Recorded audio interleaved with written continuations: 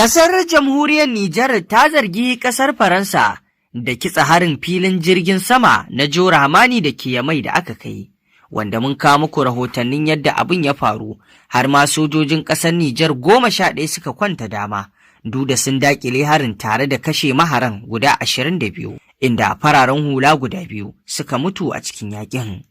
Masu saurare ku biyo mu cikin wannan rahoto domin jin yadda wannan ƙasa ta jamhuriyar Nijar ta zargi Faransa, wanda dama da irin abubuwa na barahila da ke faruwa a Nijar da ma AES Faransanci a zargi. Ga cikakken rahoton. Gwamnatin mulkin sojin jamhuriyar Nijar ta zargi Faransa da ɗaukar nauyin harin da aka kai a filin jirgin saman birnin Yamai da safiyar Alhamis ɗinnan da ta gabata. Zargin wanda aka yi a cikin wata sanarwa da ma'aikatar tsaron ƙasar ta Nijar ta fitar, kuma aka karanta a gidan talabijin na RTN da ke Yamai babban birnin ƙasar, ya yi zargin cewa masu ɗauke da makamai da makuran ke biya sun kai wani mummunan hari da ya kashe aƙalla sojojin Nijar 11 da fararen hula guda 2.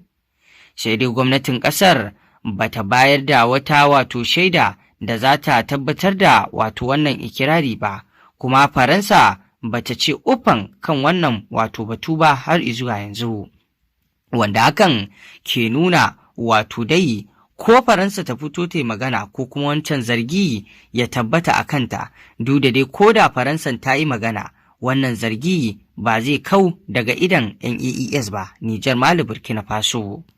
A cewar sanarwar, maharan waɗanda ake zargi suna sanye da rigunan bam, sun kuma yi tafiya ne a cikin motocin haya da wasu motocin fararen hula. Sun yi yunƙurin afka wuraren da ke filin jirgin Jor Hamani ne jim kaɗan bayan ƙarfe 6 na safen agogon ƙasar ranar Alhamis.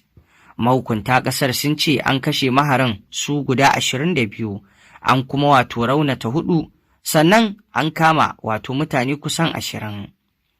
Rahotanni sun ce an kama wasu tarin makamai da suka hada da bindigogi RPG 7 da bindigogin AK-47 AK Karansel da kuma bama-bamai da gurneti da kayayyakin sadarwa da kuma dubban alburusai.